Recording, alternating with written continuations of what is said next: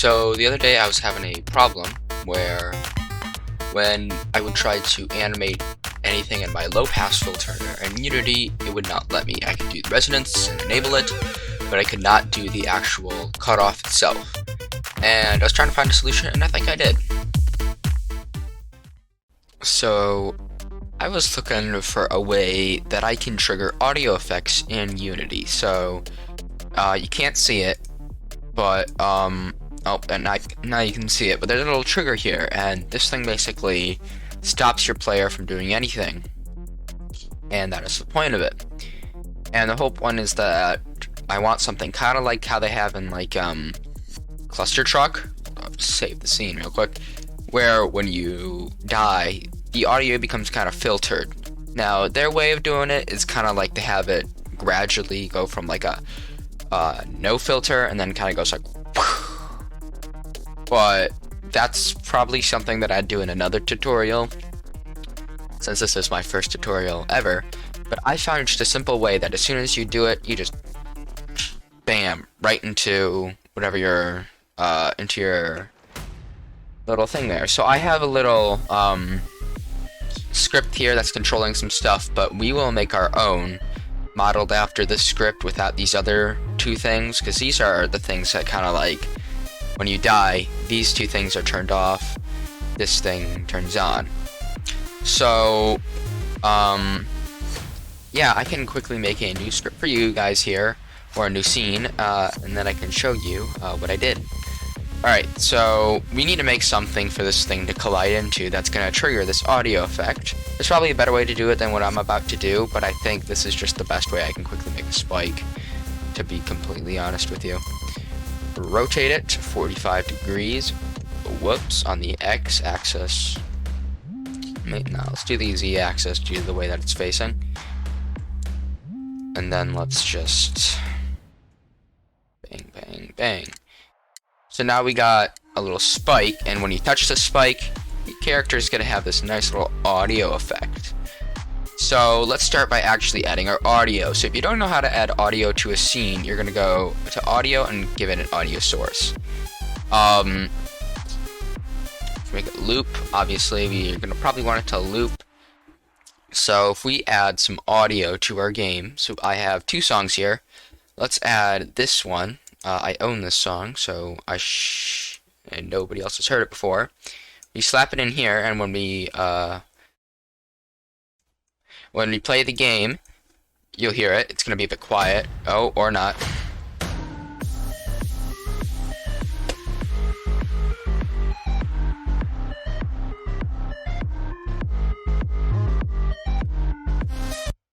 So you can see that sounded pretty cool. Let's give this little spike something to make it look just kind of menacing. Alright, give this like, let's make this a menacing spike. So look, we got the spike. Now what we want to happen is when we touch the spike, the audio is going to, you know, it's gonna do stuff. So let's first start by duplicating our spike. Then we're gonna give it just a normal material, nothing special on this spike. Alright, is this the... okay, this is the correct spike. Then what we're gonna do is we are going to increase the scale by 0.1 on all of these. What this is gonna do is gonna create kind of like a case over the normal spike. Then we're gonna turn on is trigger. That way we know when we touch this, it's just gonna trigger something. It's not actually gonna like collide with it and stick or like get pushed against it. It's gonna do something. We can also turn off our mesh renderer. We're also gonna turn off our volume. Get rid of that. We can turn off our mesh renderer in the final version, but for now I'm gonna keep it on, that way I can see it. And we'll give it a little red thing so that way I know what I'm looking at. So now we gotta make a script for this. So let's go and then on our trigger we can add a new script, and let's call this script audio filter. And we're just gonna create and add this new script. It's gonna do its stuff. Probably gonna open in Visual Studio or whatever you use. Maybe not. Oh, mine did not. Mine actually, that's actually my old script. from my other scene. But then something else we gotta do, we gotta go over to our first person controller here and make sure it has the tag of player. That way it knows, alright, the player touched it, and that's what the trigger is gonna be detecting is the player tag, so make sure you have that on. So let's open up our script in Visual Studio.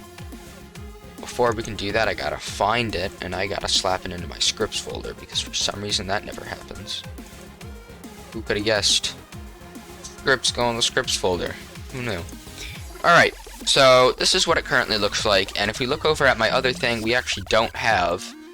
So what we don't want is any of this. Bye-bye. We only want these two brackets here. So now we have to create the game object in which the it's going to be looking for, that the trigger is going to be looking for in order to edit. So we're going to do public, I should spell that right, public game object,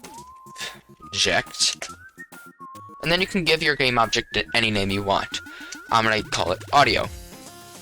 Now, something important, gotta add your semicolon. If you don't add your semicolon, you're an idiot.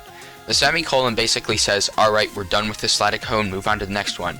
If you don't put that semicolon after this thing, it's not gonna work. But there are some things, if we go to another script that I made, on voids or if statements, you don't have to do that sort of stuff, or on like the public class, but on things like the using, Unity engine, or system collisions, that's gonna be important.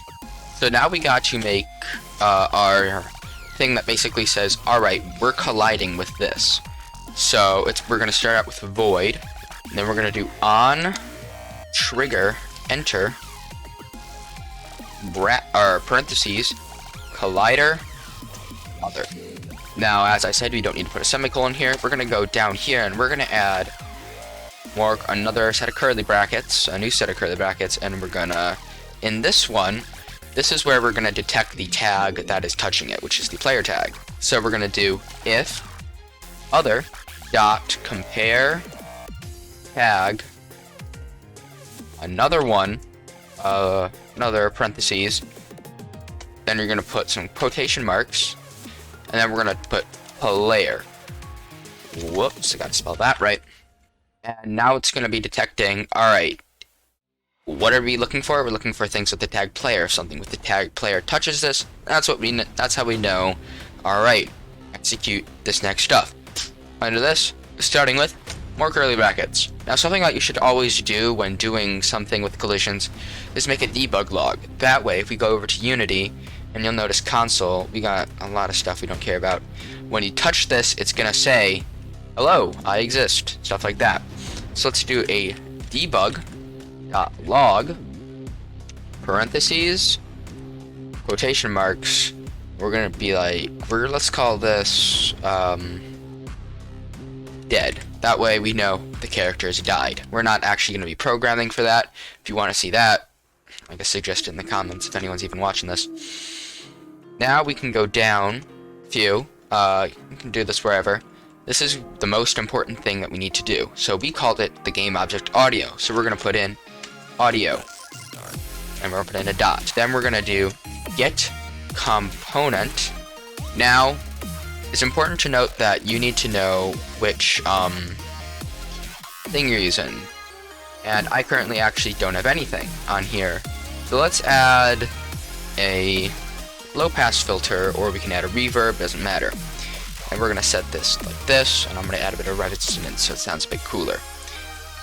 So then what we're gonna do is we're gonna put some angle brackets, and you're gonna put audio low pass filter, or whatever yours is. Maybe it's audio reverb filter, whatever it is. Just take whatever is here, whatever it's called, put it in there, but make sure that you don't have any spaces, because the spaces are gonna make you have many errors. Oh, also something to mention, I always forget to do that. Put semicolons, guys. If you don't, it's gonna be like something was expected or something. Then we're gonna put some brackets. We're gonna do not, and then you want to say, okay, what are we talking about? Well, I'm talking about my cutoff frequency here. So So we're gonna change it to cut off frequency. Make sure that you're spelling that stuff right. I'm just gonna copy it from my other script I have open.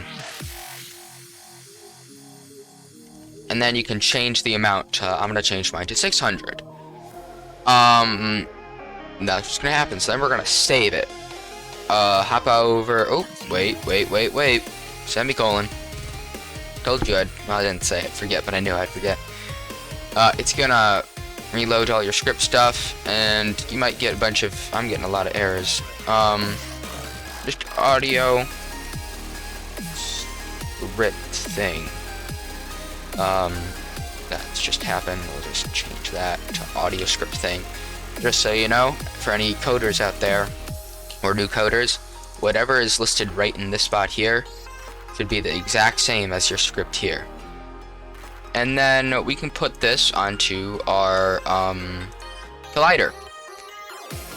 So you can see right here we got audio script thing right here, and it is looking for audio. What we want to do is drag your audio source onto this, right? And now it should be working. So let's go to our collider cube and turn off our mesh renderer. And then if we play our game,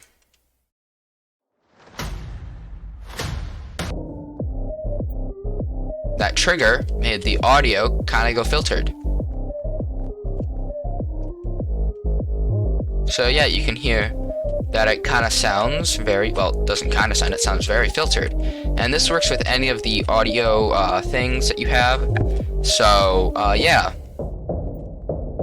If you guys enjoyed this video, make sure to, oh, that happened.